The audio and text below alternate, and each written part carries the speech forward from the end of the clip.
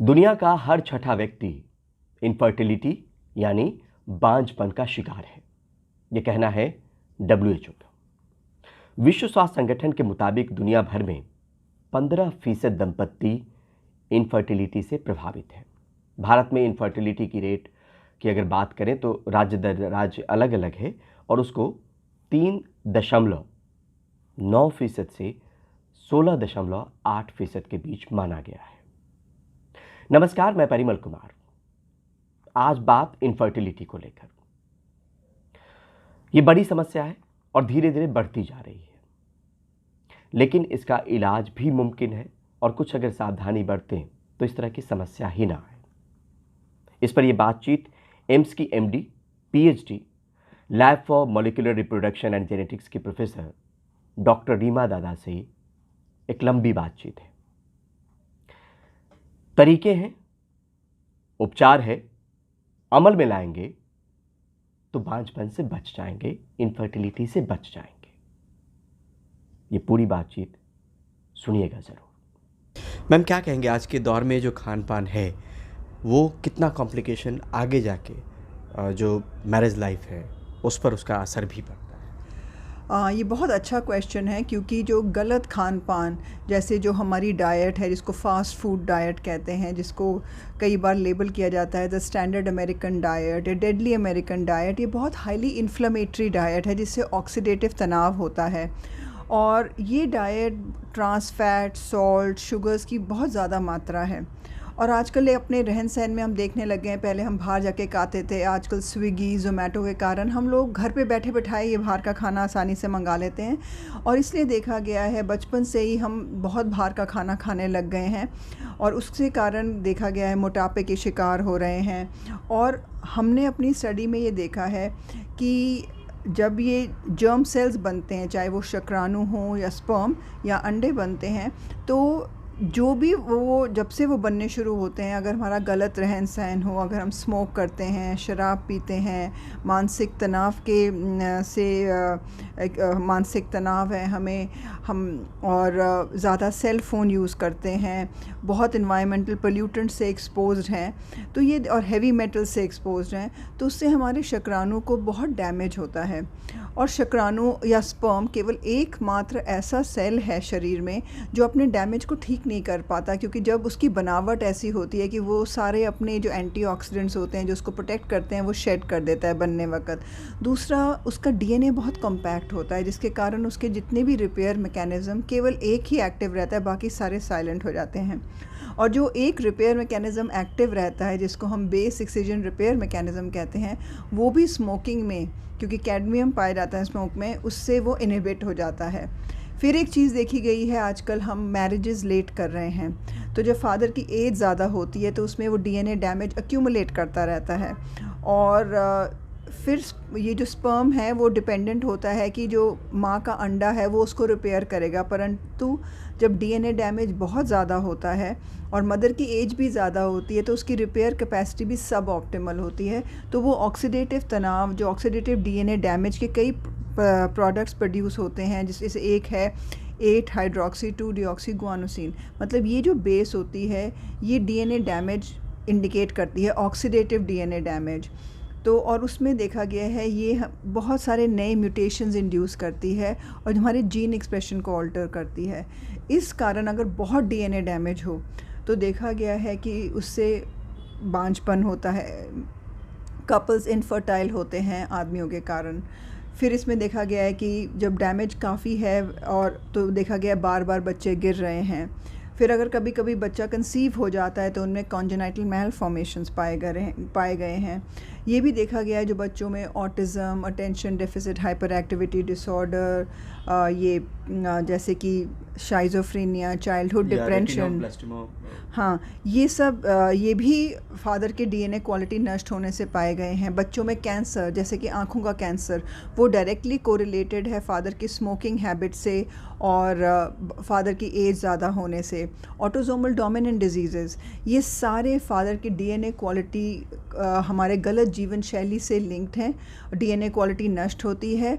तो इसलिए ये बहुत ज़रूरी है कि आदमी लोगों को ये जागरूकता, अवेयरनेस होनी चाहिए कि उनके रहन सहन से कितना उनके स्पर्म पे प्रभाव पड़ता है, जो नॉट ओनली उनको कपल को कंसीव करने में मुश्किल होती है, इनफर्टिलिटी या बार बार बच्चा गिरना, पर और ये वो लोग हैं जिनकी वाइफ बिल्कुल नॉर्मल है सारे एग्जामिनेशंस में, मतलब वाइफ को कोई दिक्कत नहीं, मतलब वाइफ हाँ, बिल्कुल परफेक्ट है। हाँ, वाइफ बिल्कुल परफेक्ट है। और इनमें आदमी के कारण बांझपन है, आदमी के कारण बच्चा बार बार गिर रहा है या अर्ली प्रेगनेंसी लॉसेस हो रही हैं, और आदमी के कारण डीएनए ख़राब होने, नष्ट होने के कारण देखा गया है कि कॉन्जेनिटल मैलफॉर्मेशंस हैं, चाइल्डहुड कैंसर्स हैं, ये न्यूरोसाइकेट्रिक डिसऑर्डर्स जो बच्चों में ज़्यादा पाए गए हैं, ये डायरेक्ट कोरिलेशन है फादर की डीएनए क्वालिटी ख़राब होने से, जो हमारी गलत रहन सहन के कारण है।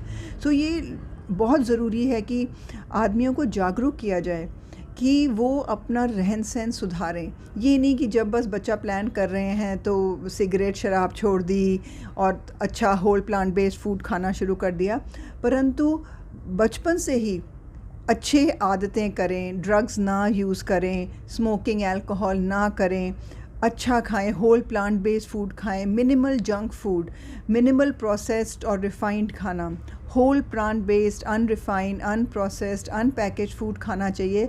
तो बेस्ट तो है घर का खाना खाएं, जो सबसे अच्छा माना जाता है, जिससे हमारे डीएनए क्वालिटी में भी सुधार आएगा। डॉक्टर रीमा, अब तक हम ये समझ रहे थे कि आप जो खा रहे हैं उसका असर सिर्फ आप पे पड़ता है, ऐसा नहीं, नेक्स्ट जनरेशन पे उसका असर पड़ रहा है।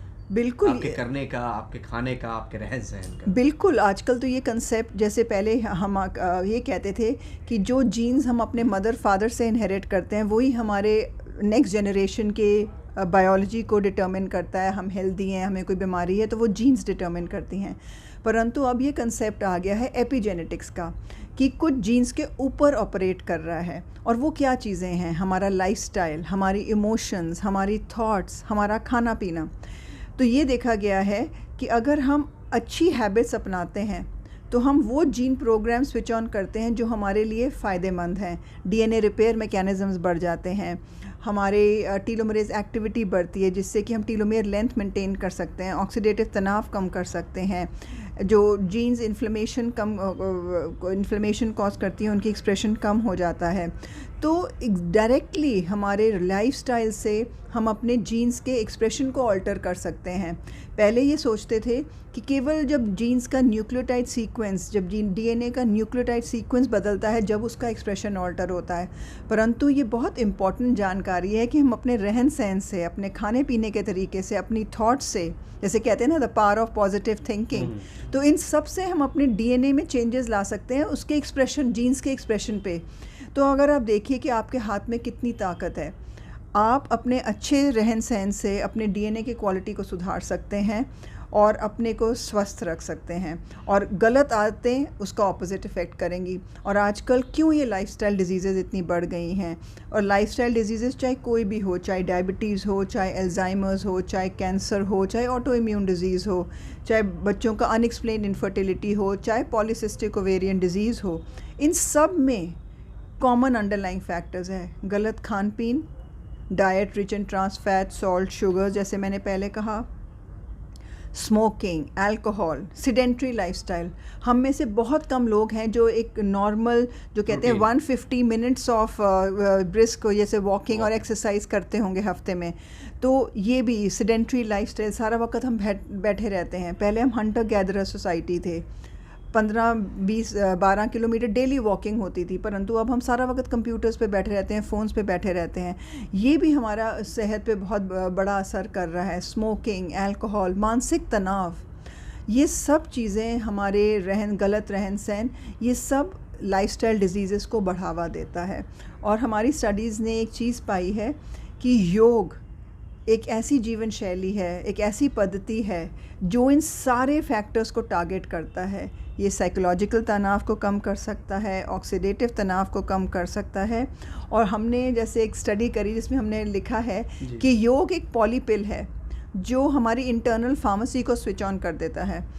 तो जो भी जीन प्रोग्राम्स हमारे लिए बेनिफिशियल हैं वो उनको स्विच ऑन करता है, और इस कारणवश जितने भी फैक्टर्स हैं जो अंडरलाइन ट्रिगर फैक्टर्स हैं जिनके कारण लाइफस्टाइल डिजीज़ेज़ होती हैं वो उनको शांत कर देता है और रिपेयर मैकेनिज़म्स को अप रेगुलेट कर देता है।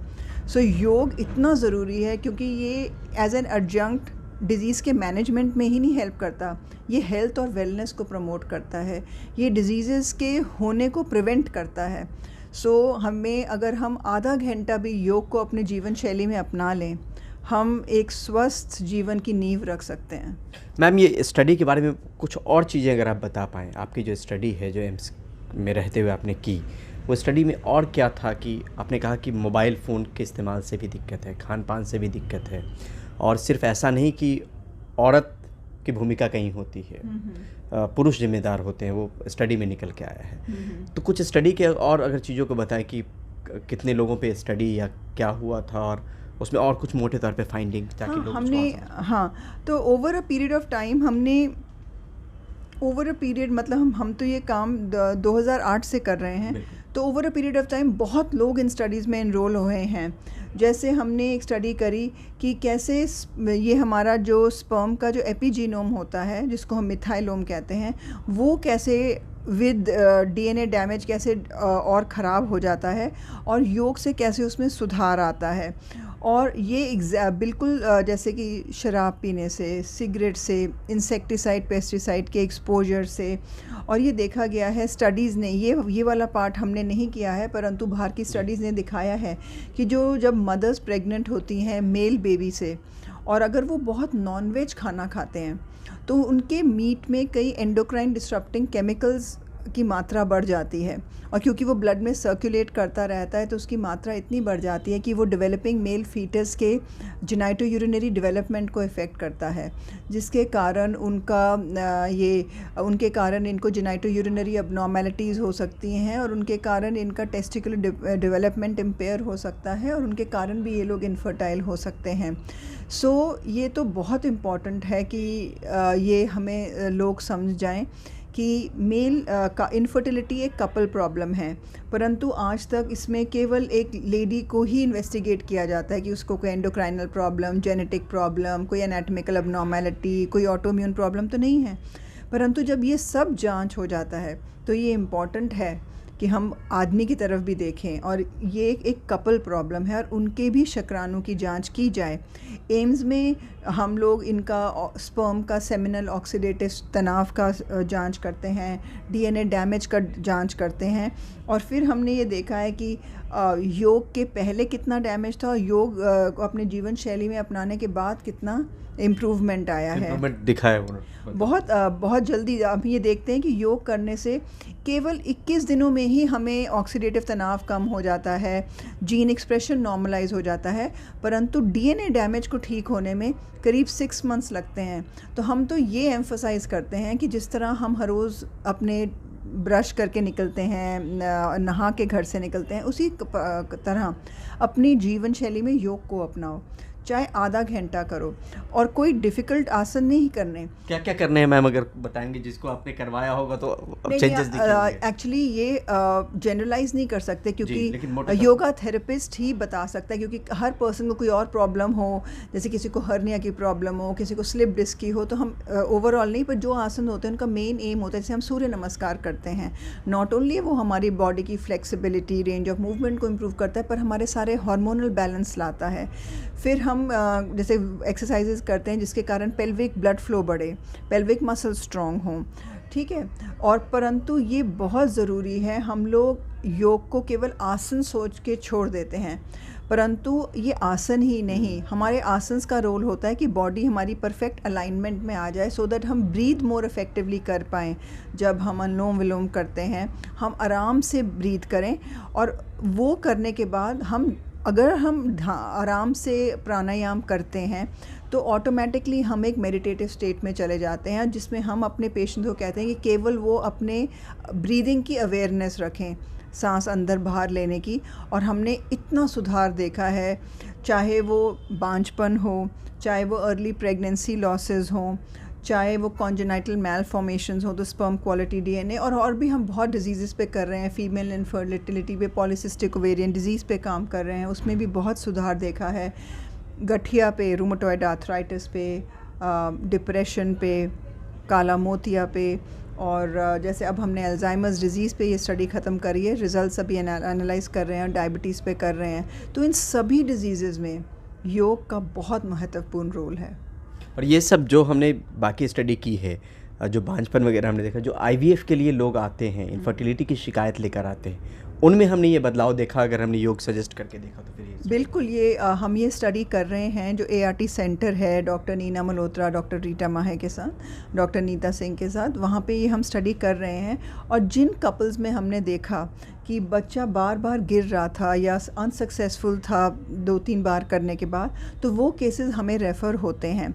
तो फिर हम उनके DNA की जांच करते हैं कि क्या DNA में ऑक्सीडेटिव तनाव है, कितना ऑक्सीडेटिव DNA डैमेज है। फिर हम इन लोगों को योग कराते हैं, और योग कराने के बाद हमने देखा है कई कपल्स थे जो 10-10, 12-12, 14 साल तक इनफर्टाइल थे, उन्होंने स्पॉन्टेनियसली कंसीव कर लिया। और नॉट ओनली दैट, उसके बाद हमने ये भी देखा कि कई कपल्स थे जिनको बार बार जब बच्चा गिर रहा था या अनसक्सेसफुल IVF था, उनका carry home live birth rate बढ़ गया, मतलब उनके ART भी सक्सेसफुल था। सो ये बहुत ज़रूरी है कि कपल्स इसको अपनाएं, क्योंकि इनके सक्सेस रेट्स बेटर होंगे। और जब ये करते हैं उनको इतना मानसिक तनाव भी होता है। सो दोनों हस्बैंड वाइफ को करना चाहिए, क्योंकि उनका मानसिक तनाव भी कम होगा। एक चीज़ और मैम, आखिर में हो सकता है कि सुदूर देहात में भी बैठ के कोई इस प्रोग्राम को देख रहा होगा, और इस तरह की अगर उनकी समस्या भी है, सबके लिए एम्स पहुंचना भी मुश्किल है, तो क्या कोई किस तरह की योग है, इसको लेके हम डिफ़ाइन नहीं कर सकते कि इस तरह का योगा अगर इनफर्टिलिटी की समस्या है तो वो कारगर एम्स में साबित हुई है, अगर ये आप करें तो ऐसा कुछ है योग जो बता पाएँ? क्योंकि योग करने से तो बहुत नुकसान नहीं होगा, अगर उनको कोई कॉम्प्लिकेशन नहीं है, वो सामान्य हैं, हेल्दी हैं और इस तरह के कॉम्प्लिकेशन हैं, तो कोई योग है जो आप बताएंगे जो देखा है, जिसका असर आपने देखा हो? एक्चुअली वो हमने अपने पेपर्स में तो डॉक्यूमेंट किया है, बट फिर भी मैं ये एम्फोसाइज़ करना चाहती हूँ, जैसे किसी को ब्लड प्रेशर का ही शिकार है, तो अगर वो कपालभाति बहुत ज़ोर ज़ोर से करें या तो ब्लड प्रेशर बढ़ जाएगा, तो बहुत जेंटली। और जैसे किसी को कोई सर्जरी हुई है, सर्वाइकल की प्रॉब्लम, तो फॉरवर्ड बेंडिंग ना करें। तो बेस्ट तो ये है कि सिंपल आसनास करें, जैसे बटरफ्लाई है, जिससे बंद, जिससे पेल्विक ब्लड फ्लो बढ़ता है, सूर्य नमस्कार करें, उसके बाद प्राणायाम करें, हल्का हल्का कपालभाति और फिर प्राणायाम जैसे भ्रामरी, अनुलोम विलोम करें, और उसके बाद थोड़ी देर ध्यान में बैठें। उससे हमने देखा है अगर इसको डेली किया जाए तो ऑक्सीडेटिव तनाव, ऑक्सीडेटिव DNA डैमेज और DNA क्वालिटी में बहुत सुधार आता है, सिग्निफिकेंट इम्प्रूवमेंट है। तो उससे not only couple spontaneously conceive कर सकते हैं, परंतु अगर वो असिस्टेड रिप्रोडक्शन या टेस्ट ट्यूब बेबी के लिए जा रहे हैं, उसके भी बेटर रिजल्ट्स हैं। तो उनका carry home live birth rate बढ़ता है। ठीक, thank you so much ma'am, thank you so much.